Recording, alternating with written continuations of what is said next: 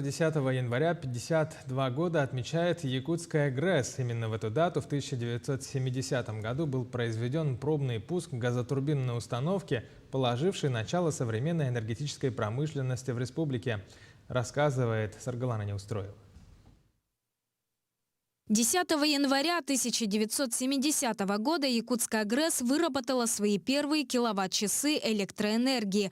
Впервые в условиях вечной мерзлоты была построена крупная газотурбинная электростанция. Строили ее более 1500 человек, но это только начало. Процесс модернизации предприятия постоянный. Так, в 2017 году заработала вторая станция, позволяющая покрыть потребности в электроэнергии всей республики. Более того, к 2026 году постепенно ГРЭС-1 выведут из эксплуатации. Ей на смену придет вторая очередь ГРЭС-2.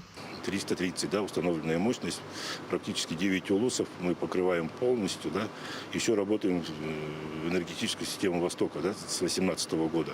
Дальше уже там к 30 году будет еще одна станция, уже вторая очередь на ГРЭС-2 строится. То есть, в принципе, вот этот баланс необходимой электроэнергии поддерживается, чтобы покрыть полностью все потребности республики. Важно отметить, что основным топливом станции является природный газ. Это не только дешево, но и в некоторой степени экологично. По крайней мере, по словам Сергея Дедюхина, на сегодня якутская ГРЭС обеспечивает более эффективную работу, чем так называемые зеленые станции. А у нас углеродность нет, то есть можно будет потом металл этот использовать, там, да, площадки можно будет для дальнейшего использования. А газ, он же экологичный, в принципе, для людей.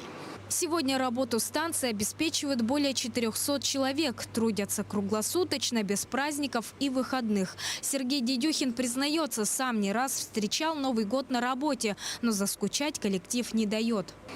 Елочка у нас стоит. Ну и, соответственно, приезжает правком, дарит подарки семейные. Ну и поздравления от всех коллег. Всю ночь. Коллектив же у нас работают смены, они, в принципе, уже по много лет вместе работают, то есть сложившийся коллектив. Они работают вместе, отдыхают вместе, ездят. Праздники праздниками, а безопасность превыше всего. Каждый сотрудник станции – профессионал, готовый в любую минуту отреагировать на ту или иную ситуацию. Сложности все преодолимы. В основном это высокая степень ответственности должна быть. Вот.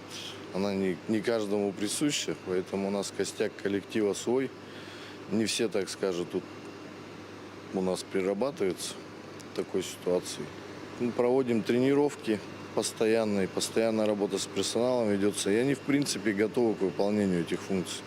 История якутской электростанции, ее работа – это судьбы тысячи людей, жителей республики. Оценить ее вклад в развитие региона по достоинству значит признать, что за всеми сегодняшними достижениями Якутии стоит именно эта электростанция. Саргалана Неустроева, Григорий Николаев, Якут.